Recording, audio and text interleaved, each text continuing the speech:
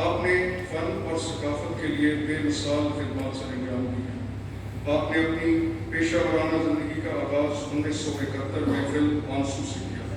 آپ نے 150 سے زائد اردو اور پنجابی فلموں میں اداکاری کی ہے، جن میں سے 100 سے زائد سپر ہٹ فلمیں قرار دیا گیا۔ آپ وہ واحد پاکستانی اداکار ہیں جنہوں نے یک کے بعد دیگرے 11 بلاک بسٹر فلمیں پیش کی۔ آپ نے نگار award, Bolan award, graduate award جیسے معتبر پاکستانی اعزازات حاصل کیے۔